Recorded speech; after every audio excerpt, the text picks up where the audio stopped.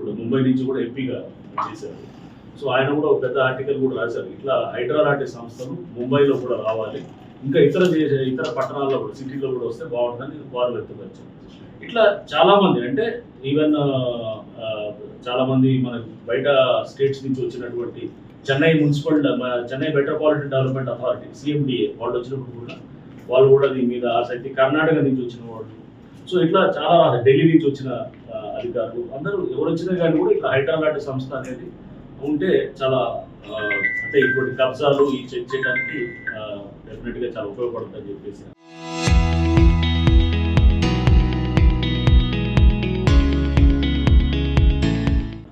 వాళ్ళు చెప్పడం జరిగింది. అది హైకోర్టులో అది ఉన్నది. సో దాని మీద కూడా కొన్ని స్టాండర్డ్ ఆపరేటింగ్ ప్రొసీజర్స్ వైలేట్ చేశారని, లేకపోతే నోటీస్ ఇవ్వకుండా మేము ఇది కూడగొడుతున్నామనో లేకపోతే ఇప్పుడు ఇట్లానే ఉన్నప్పుడు సో దానికి కూడా మేము అంటే మన justice Gavai judgment, supreme court judgment ఉన్నది, చాలా స్పష్టంగా నోటీసులు ఇవ్వకుండా కూడా మనం ఏ పరిస్థితుల్లో చేయించలేదు కూడా మేము అవన్నీ కూడా కోర్టులకు ఇప్పటికప్పుడు తెలియపరుస్తూ కోర్టులు కూడా ఏదైతే కనుక హైడ్రా అనేది ఇప్పుడు ఒక స్ట్రీమ్ లైన్ అవుతున్న అంటే కొత్తగా వచ్చిన సంస్థ.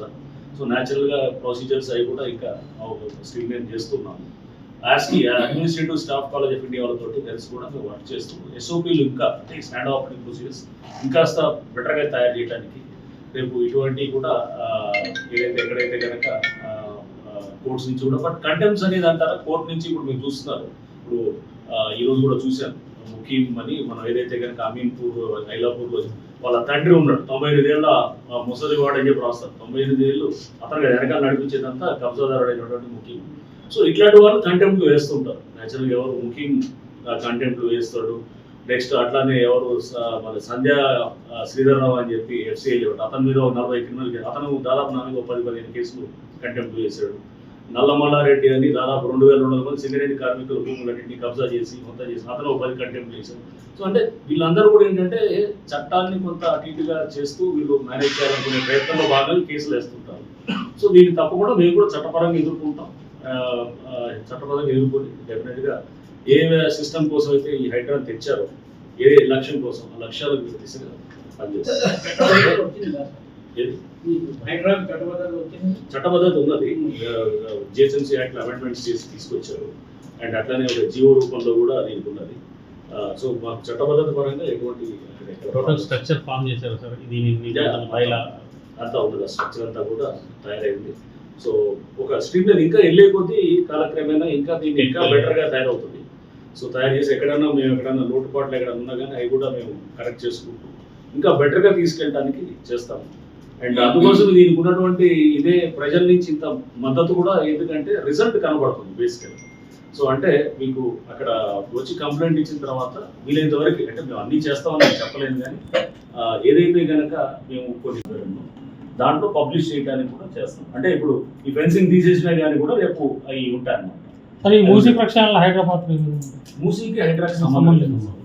సో ఇప్పుడు చెరువులు నెక్స్ట్ ఏంటంటే ఊరునే హైడ్రాని ఒక డిమాలిషన్ సంస్థ కానీ కాదు. డిమాలిషన్ ఎస్ ఇప్పుడు మనం చూసాం ఏది క్రషర్స్ మీద ఏది మనం ఆర్ఎంసీ ప్లాంట్ల మీద చేసాం 100 కోట్లు వాళ్ళు ఏది మొత్తం గవర్నమెంట్ కట్టాల్సింది మైనింగ్ చేస్తూ ఎగ్గొడుతూ వాళ్ళు దొంగదారిలో మైనింగ్ చేస్తున్న వాళ్ళ మీద చేశాను.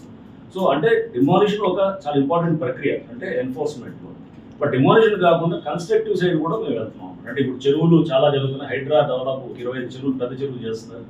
ఇవే కాకుండా చిన్న చిన్న చెరువులు కూడా చాలామంది సిఎస్ఆర్ అంటే కార్పొరేట్ సోషల్ రెస్పాన్సిబిలిటీలో దాదాపు మోర్ దెన్ సిటీలో 100-200 చెరువులు టేకప్ చేయాలని, పార్కులు కూడా మేము ఏదైతే రీక్లెయిమ్ చేసామో 100 పార్కులు కూడా చేయాలని. అంటే ఒక ఊహించుకోండి ఒక హైదరాబాద్ సిటీ లాంటిది పార్కులు చెరువులు అన్నీ తయారైతే కనుక మంచి వాకింగ్ ట్రాక్లు, పిల్లలు ఆడుకోవడానికి గ్రౌండ్లు ఇవన్నీ ఉంటే కనుక ఎంత అద్భుతంగా ఉంటుంది. అంటే పర్యావరణ పరంగా పిల్లలకు ఆహ్లాదం ఉండేటట్టు పరంగా ఇళ్ళలో కూర్చొని సెల్ ఫోన్లు లేకపోతే దీనికి అడిక్ట్ కాకుండా లేకపోతే ఎటువంటి ఫిజికల్ యాక్టివిటీ లేకుండా జబ్బులకి ఇది అవ్వకుండా నీటి కాలుష్యంతో ఇదంతా కూడా వాళ్ళు ఇబ్బంది పడకుండా ఈ చెరువులు ఇవన్నీ డెవలప్ చేయడానికి కూడా హైడ్రా నెక్స్ట్ 1-2 ఇయర్స్ దాదాపు ఒక చిన్న చిన్న చెరువులు 5 ఎకరాలు 10 ఎకరాలు ఉన్నాయి కూడా అవి కూడా పెద్ద ఎత్తున టేకప్ చేసి ప్రైవేట్ వాళ్ళు కూడా చాలామంది పెద్ద పెద్ద కంపెనీలు కూడా ముందుకు వస్తున్నారు. వాళ్ళని కూడా భాగస్వాములు చేసి ఈ చేసే క్రమంలో ఎవరు మళ్ళా ఏంటంటే ఈ చెరువుని కబ్జా చేసి దాన్ని ఏదో స్వార్థం కోసం చేయకుండా వాళ్ళు నిస్వార్థంగా ముందుకు వచ్చి చేసేదానికి వాళ్ళందరినీ కూడా చేస్తాం. గతంలో కూడా జరిగాయి, నేను కాదట్లేదు, గతంలో కూడా చెరువులో పునరుద్ధరణ చేశారు, కానీ గతంలో ఎంక్రోచ్మెంట్స్ తీసి చేసింది లేదు. ఇప్పుడు ఎంక్రోచ్మెంట్స్ తీస్తున్నాం. దీంట్లో దానికి దీనికి తేడా ఏంటంటే, ఇప్పుడు మీరు చూసారు బతుకమ్మకుంట అసలు లేని దాన్ని మాయమైందని మొత్తం తీసి చేసాం.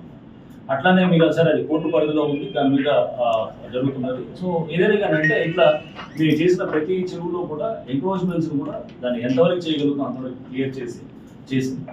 గతంలో చెరువుల పునరుద్ధరణకి ఇప్పుడు ఉన్నటువంటి బేసిక్ యాక్టివిటీ ఇదే అన్నమాట. అంటే అది యాక్చువల్గా కర్ణాటక నుంచి చీఫ్ ఇంజనీర్ల బృందం వాళ్ళు వచ్చారు మా దగ్గరికి.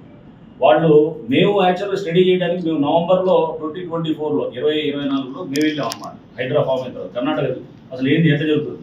ఒక 6 నెలల తర్వాత వాళ్ళు మా దగ్గరికి వచ్చారు, ఆ బృందం అంతా. నేను అడిగాను మీరు ఎందుకు వచ్చారంటే, సార్ అసలు ఎంక్రోచ్మెంట్ ఎలా చేయగలుగుతున్నాం మీరు. అది అన్నిటికీ ఆశ్చర్యం. అంటే ఎంక్రోచ్మెంట్లు తీసి చెరువులు తయారు చేయడం అనేది ఇది చిన్న విషయం కాదు, అందుకోసం రెసిస్టెన్స్ చాలా ఉంటుంది.